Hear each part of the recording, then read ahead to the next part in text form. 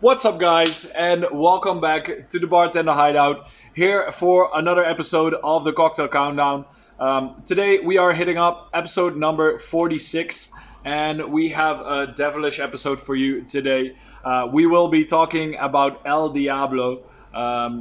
As you know, when we talk about the Cocktail Countdown, we're talking about the 50 most popular drinks of 2020 according to Drinks International. And when I say we, I'm obviously talking about my partner in crime, Uncle Bob, the other devil in this house.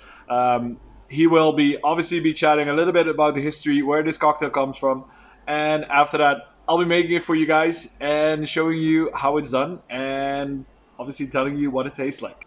I think it's time to throw it over to the old devil.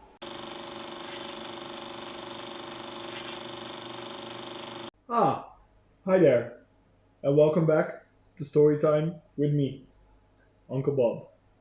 Today we will be having a chat about the El Diablo, which is earliest reference of this cocktail came from a book by Trader Vic's in 1946 to 1947. Both books, same cocktail. I couldn't find any reference before this time, so I guess it's a Trader Vic's original.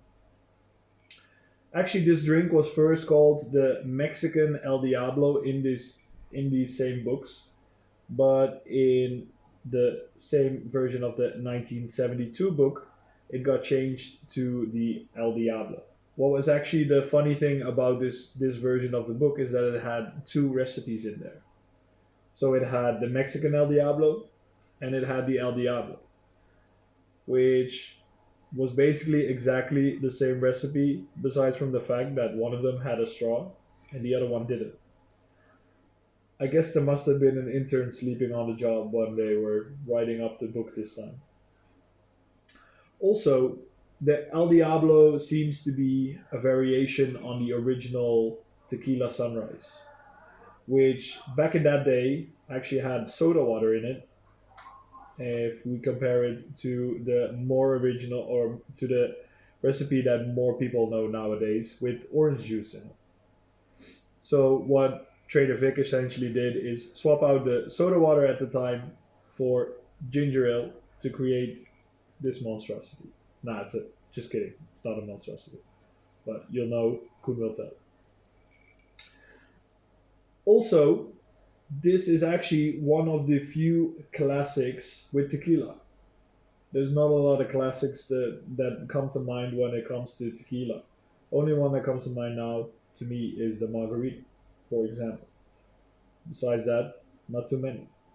And another fun fact is that this is actually a tiki classic, which you probably also wouldn't expect it to be. So that makes it even more rare. You know who also knows his way around a tiki classic? I do. It's cool. Let's go back to that.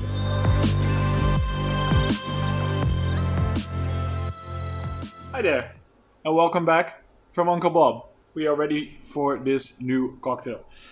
So, when we're making the El Diablo, actually, this is one of those that are super easy to make.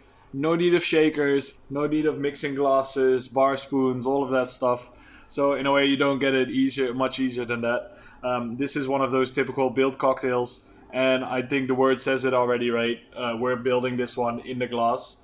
So what we're gonna be doing is, firstly, I'm gonna be adding the ice, and then afterwards, I'll be reasonably quickly adding all the ingredients because obviously we don't want to dilute it too much as it is already.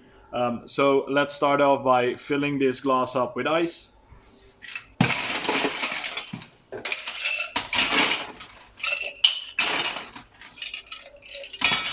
There we go. Nice and full. Obviously we want a full glass of ice because the more ice we have in there, the less dilution because it stays colder, it doesn't melt as quickly. So as I said, more ice, the better. Then let's quickly get into building this cocktail so we get the flavor exactly right, yeah? As a first ingredient, I will be using tequila, and in this case, I'll be using a Cazadores Tequila Blanco. Again, it depends a little bit on what you can get your hands on, of course. There's numerous of these brands that are very popular. As Uncle Bob said already, there's not a lot of classics for tequila, so you can kind of give this one your own twist by picking your favorite tequila for this one. And for the Cazadores, we're going to be adding 30 milliliters to our glass, or 1 ounce.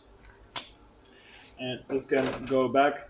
Then for our next ingredient, this is also one that I don't think we have seen on the cocktail countdown yet. That is actually a crème de cassis, as you can see, almost empty. So we're using it a bit here. And this is basically a really sweet liqueur. Normally, crème de cassis is going to be like 400 grams of ice, or 400 grams of sugar per 1 liter. So pretty damn sweet. So that's why we won't be using a lot of it. We'll actually only be using 15 milliliters of it, or half an ounce. Then, as our next ingredient, we obviously need our shot of citrus in there. Any good cocktail has a little bit of citrus, as you know. And again, we'll be using half an ounce or 15 milliliters in that one. And then as a finishing touch, first let's add our straw. And then finally, I have a ginger ale here. So I happen to have a Finley ginger ale here. There's obviously a bunch of other ones that you can be using, as long as it's a good quality ginger ale. I don't think you can really go wrong. And we'll just be adding that straight into the glass to top this one up. Then, as a garnish, again, you know I love my dehydrated limes, so we'll pop one of those in there, and let's see, make it stick pretty good. And there we go, guys. Easy as that. Super simple. El Diablo. Okay, so let's have a taste and see what this one does, shall we?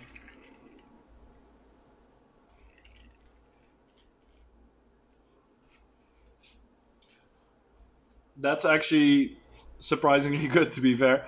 I mean, obviously it made the list, so it must be a good cocktail, right? I think I've had this cocktail once, and that was during my European bartender school course.